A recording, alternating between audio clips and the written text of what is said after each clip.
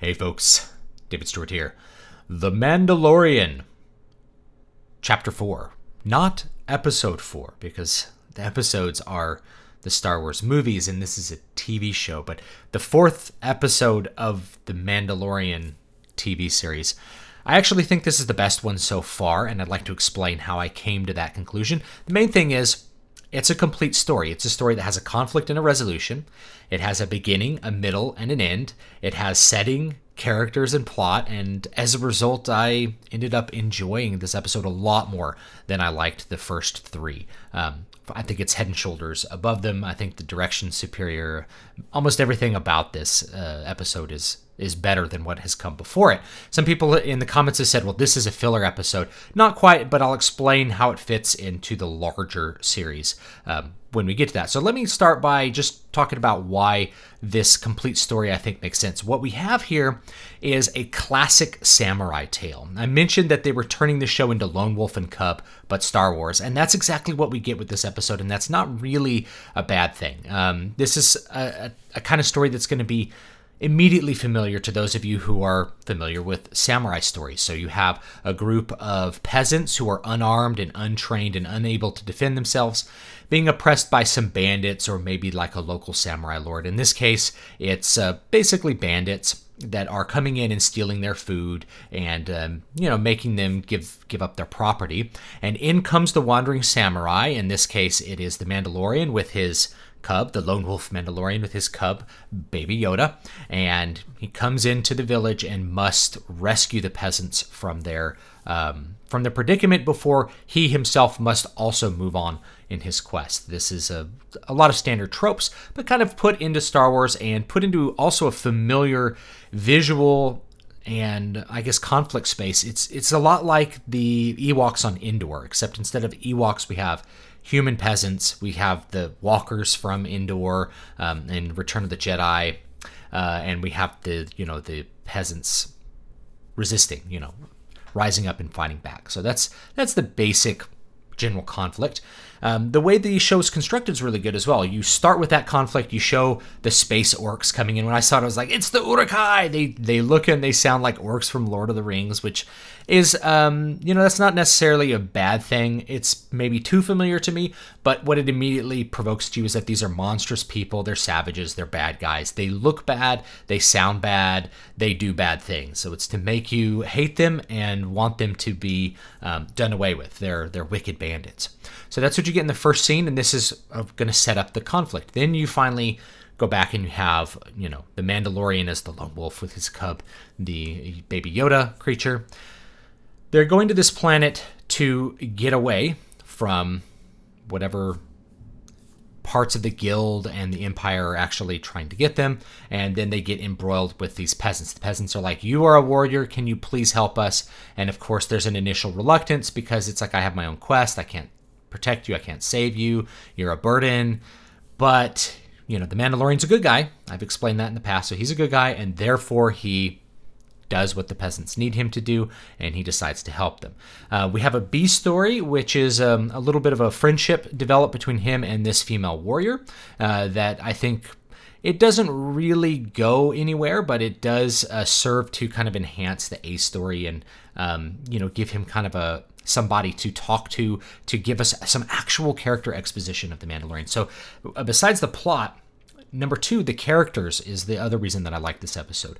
We finally get some character development with the titular character, with the Mandalorian. We finally have him explain through dialogue a little bit about his past, about how the Mandalorians work, the modern, or the incantation of the Mandalorians from this time period, which is a cultural assemblage rather than, say, a specific species. And we even have him kind of in a reflective way able to express some longing for the life that was denied him as a child, being when he was like attacked by, I think it was robots from the Separatists or something, and kind of looking at the more, shall we say, pastoral life of a peasant, and with a little bit of longing of that. That also is part of a lot of themes of westerns and a lot of classic film and literature, to look at the person who doesn't have the burden of heroism and look upon them with some amount of longing. And I remember in Stephen King's The Gunslinger, this was an active temptation. Do you turn away from your quest and have a normal life of some amount of fulfillment, or do you sacrifice that in the hopes of fulfilling the quest? So that's what we get. We get this female warrior that comes in. We do get some character development with her. She mostly serves to have some personality on screen to offset the Mandalorian's like faceless nothingness. So we finally get a little bit of his personality starting to come out in this episode due to his interactions with other characters that have lots of personality. We get a really cute scene with this, obviously very cute baby Yoda pressing the buttons in the spaceship and him reacting to that, and him actually being quite kind to this baby. So that shows again his good side. That's really what we're trying to expose in this in this thing. We also have some exposition of setting, which this female warrior was apparently with the rebellion, so she kind of talks a little bit about her past. We get a little bit of an idea about how the setting of this planet works. It's some very clever direct exposition where he's talking to Baby Yoda, where Mandalorian talks to Baby Yoda and says, "There's no one who lives here. This would be a great place for us to hide out." So it all works as a story, and of course the peasants, they fight the battle and they're able to protect their little village, and so we have a resolution of that. And then, in characteristic fashion, the samurai must ride off into the sunset, must continue his wandering quest. Now, how this thing fits into the broader story, people have called this filler. Not quite. Remember that at the end of the third episode, I said this is the conclusion of the first act. And the first act always ends with some sort of battle and a decision of the main character to move from a passive role to a more active role. He has to make a decision to commit to something. The middle act of these sorts of structures tends to be what I call the chaos structure. And if you're doing it like a 5-act or a 3-act, that middle act is almost always about chaos, which is the hero's on his heels. He's reacting. He's taken an active role, but he still hasn't figured out how he's going to overcome the challenge of what's presented to him. So he's trying to save Baby Yoda and hide out from Baby Yoda and keep the Baby Yoda. I'm calling it Baby Yoda. It's not actually Baby Yoda, but that's what everyone calls him. So he's trying to protect this Baby Yoda and make sure that no one's gonna hurt him. But he doesn't know ultimately who's what the former Empire wants to do with him. He doesn't know where he's going to go with the Baby Yoda. This is very characteristic of a middle act. And the whole point of the middle act is to develop the character in a more deep fashion, to give you more deep character development, which of course we get here, and also to have the character start to formulate his initial plan for going into the third act. And then when we get to the third act, your initial plan usually fails, and then you have a secondary story which helps resolve that and come up with a new plan which is going to be successful. So my anticipation is this female warrior character, whose name I just don't remember right now, so I apologize if I sound like an amateur not remembering the character name, but that she'll be brought in as some sort of additional friend or possibly love interest towards the third act. They'll, through some coincidence, they'll be back together and she will help resolve the problem with saving Baby Yoda. So we do finally, at the end of that third episode, get the broader conflict of what's happening in the series, which is we have to save the baby. And so I kind of liked this episode as just a contained thing and also part of an adventure of the lone wolf and cub, but Star Wars going on their adventures. So that's what I ended up thinking was good about it. Now, there is some improvement to the music. We'll just talk about some technical things before I call it quits. The music is improved. You have some classical guitar at the beginning that's supposed to sound very pastoral and idyllic. I don't know who's playing guitar. It sounds like Bill Kennengeiser. It just has his tone, and he's always in like every gig in Hollywood. So it sounds like Bill Kennengeiser or Andrew York playing. And then, then it transitions to some of the familiar music we've heard before that's centered around the Mandalorian. But we get a lot more music variety in this as well. So the score actually does a lot more work and is allowed to do more work in this. The direction, so the director for this episode is Bryce Dallas Howard, and if you don't know who she is, she's Ron Howard's daughter, and she was also in Jurassic World. She's the redhead, and so she does a really good job directing this as far as getting the character interactions right, getting the cinematography to be mostly correct. It's still slightly slower paced with some of the shots than I would prefer, but overall the direction of it is really good. Everything really came together to actually make the episode effective. There was one weird thing, which is the AT-ST Walker, which is the boss fight at the end. I mentioned it's kind of like a cinematic video game. They have to fight a boss at the end. So the boss has these, instead of being the walkers from Return of the Jedi, which were, run by dudes, it seems like it's a sentient robot. It's a really weird presentation of it with these like red eyes in the control ports where you couldn't see anyone and you didn't know what was happening. And indeed, you never see anyone, like when it falls over, no one opens up the hatch and gets out. The Mandalorian like blows it up. So it was a really weird presentation of that, and I didn't quite know what they were trying to do with that AT-ST Walker, if that was supposed to be some sort of sentient feeling robot version of the Walker, or it was they just didn't want to show people inside it for some other reason. Maybe to make it more frightening. It certainly felt more frightening than the way those little chicken walkers looked in Return of the Jedi. It did have a more frightening effect.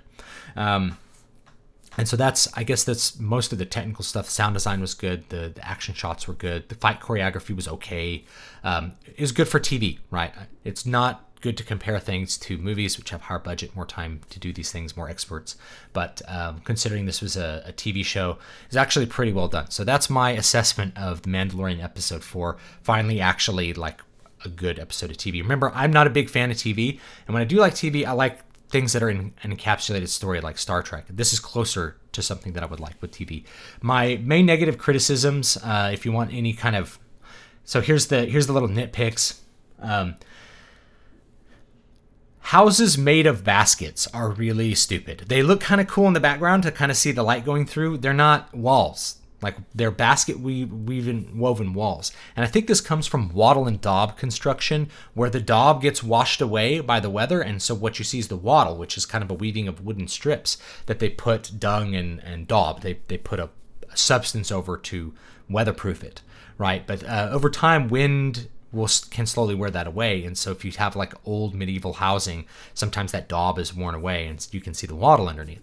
Well, now we have houses that are just made of wattle. These aren't good for anything. They don't keep out the weather. I guess they because you can see the light through them, they're not even really good for privacy. So I don't know why they wanted to make these huts out of wattle. Seemed like a very weird choice, but I see this a lot in movies, so I can't hate them too much. It's like Hollywood people not knowing how things are constructed. You also have a very, very condensed space of time with the Mandalorian and this former rebel actually training these peasants to fight back with like spears, like made out of wood and stuff. It's far too condensed and really just not realistic at all. It's not easy to train somebody who has no weapons experience how to operate weapons. But moreover, I just don't really believe a community of people out in the sticks would have no weapons experience. You have wild beasts. You have lots of things which require you to be armed and trained. I think the old, because this does come from like the samurai tropes, where peasants were basically unarmed and ruled by warrior classes. That's not necessarily the case if you got into a true rural environment where there's no one around. Then you're looking more like settlers, like cowboys, and they're all going to have guns and know how to use them because the world is a dangerous place. So these completely helpless peasants I didn't really find very believable either, considering there's no one protecting them to begin with. Now, if it had been like there's, the army's supposed to protect us, but not really, if you had something else like that, or these people were supposed to protect us, but we stopped being able to pay them, then we'd have a little bit more understandable setup for me. So I didn't quite believe that, and I didn't, believe it was a little too condensed there. Lastly, there is this kind of temptation of like, hey, you could stay with this widow. You need a lot more development in the middle of the episode for that to be a really believable temptation. As it is, it's just kind of like a, I get the gesture, but it's not. It doesn't really have any weight in this episode, and that's in some ways it made it feel a little bit rushed. So anyway, that's my assessment of it. Those are some of my nitpicks there at the end. Let me know what you think down below. in the comment section, and I'll see you guys next time, probably for episode 5. New book. There's a new book coming out Friday the 13th. It's called Eyes in the Walls. But you can get my giant tome, The Fantasy Christmas Spectacular, only through December of 2019. It's going to be gone come January. Check that out. 2019 to $20.19 for the giant paperback, or you can get the ebook for $10. So thanks so much, and I'll see you guys next time.